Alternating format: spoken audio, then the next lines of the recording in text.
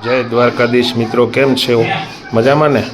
જો આજે આપણે બનાવવાના છે લસા પરાઠા. તો લસા પરાઠા બનાવવા માટે જો આ લોટ લઈ લીધો છે. હવે લોટને આપણે બાંધવાનો છે.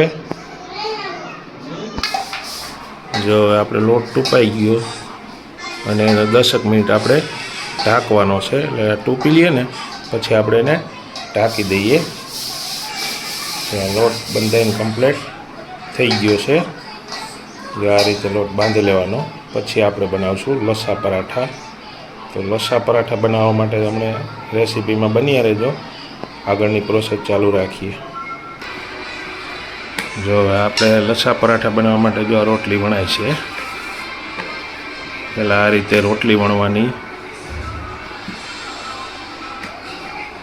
તમે પ્રોસેસ જોતા રહેજો. એટલે તમારે લસા પરાઠા બનાવવા હોય ને તો આ રીતે બને. જો આ રીતે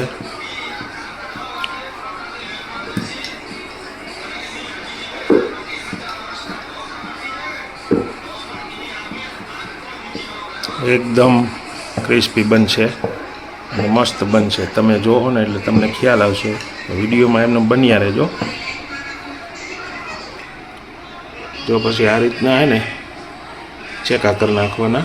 જો આ રીતના આ રીતે ચેકા કરી ચેકા થઈ જાય ને બધાય.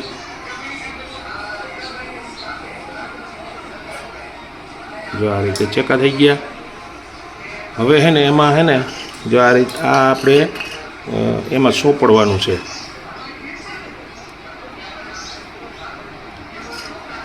એમાં ચોપડી દેવાનું. જો આ રીતે બધું ચોપડી દેવાનું છે આપણે. જો આ રીતે ચોપડાઈ જાય આખા એમાં બધું સરખી રીતે ચોપડી અને પછી હે ને તમે વિડીયોમાં બન્યા રહેજો. લસા પરાઠા કઈ રીતે બને. જો હવે આ રીતે ભેગું કરી લીધું. આવી બધી પટ્ટી ભેગી કરી લેવાની. પછી અહીંથી હે ને પછી આ રીતે આમ રોલ કરતો જવાનો. જે આવી રીતના રોલ કરતો જવાનો. આવી રીતના ગોળ રોલ કરી નાખવાનો છેટ સુધી. રોલ થઈ જાય. જો આવી રીતના રોલ થઈ ગયો. હવે રોલને ભેગો કરી રોલ ભેગો કરી અને પછી આ રીતે દબાવી દેવાનું. આ રીતે હવે થોડો લોટ નાખી અને એને પાછો પરાઠા વણી નાખવાનો છે. જો હવે તમે જોજો.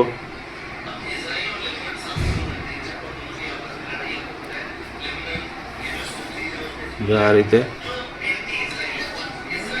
બહુ આમ વ્યવસ્થિત રીતે વણી નાખવાનો. એટલે આ તમારે હે ને કાયદેસર લસા પરાઠા અને કઈ રીતે બને એ તમે જોજો. જો આપણે આ પરોઠો વણાઈને કમ્પ્લીટ થઈ ગયો છે. હવે એને શેકવા માટે જો આપણે આ તાવી મૂકી દીધી છે.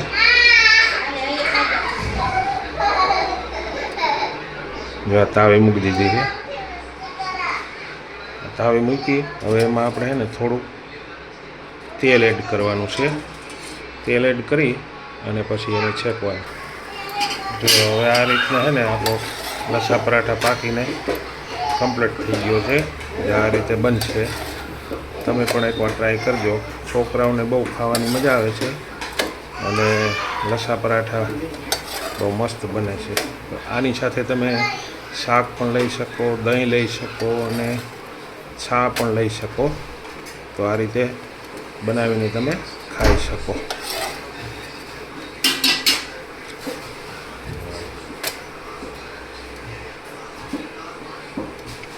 આ રીતે હે ને પકવી લેવાનું.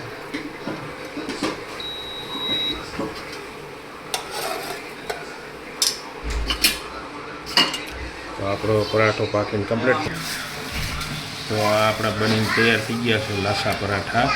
જો આ રીતે બને. તમે જો એક એક રીંગ આમાં નોખી થઈ જાય. જો આવી રીતના લસા પરાઠા બનાવો ને તો જો આવી રીતના હે ને આટલા જો આમ બધું નોખું નોખું થઈ જાય.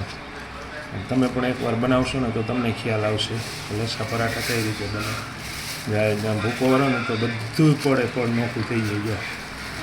આટલા અને ખાવામાં છે ને જો દહીં લઈ લેવાય, ચા લઈ લેવાય, પછી ચટણી સાથે ચા ખાઈ શકો. તમે શાક સાથે ખાઈ શકો, નાસ્તામાં પણ ખાઈ શકો અને બાળકોને પણ લંચ બોક્સમાં એ પણ ભરી શકો એવા પરાઠા બને છે, લસ્સા પરાઠા. જો કાયદેસર બધું એમ નોખું થઈ જાય આવી રીતના. એટલે તમારે આવી રીતના પરાઠા બનાવો હોય તો મસ્ત અને ક્રિસ્પી બને છે હાઈ ક્લાસથી. તો આપણા લસ્સા પરાઠા અને જો આ દહીં, આ મરચું અને તમે શાક છે, ચટણી છે, કોઈ એવું મસાલાની આઈટમ હોય એ પણ સાથે લઈ શકો છો. દહીં લઈ શકો, શા લઈ શકો, એની સાથે તમે ખાઓ ને એટલે એકદમ મસ્ત અને ટેસ્ટ બને છે. જો અને પડે તમે આમ છે ને નોખું થઈ જાય અને એકદમ ક્રિસ્પી બને છે દહીંમાં. તમે જુઓ ખાવાની પણ બહુ મજા આવે છે. તમે પણ એકવાર ટ્રાય કરજો અને અમારી આ રેસીપી કેવી લાગી તો લાઈક, શેર અને સબસ્ક્રાઈબર જરૂર કરજો. અને વિડીયો સારો હોય તો કોમેન્ટમાં જણાવજો કે આ વિડીયો કેવો લાગ્યો તમને.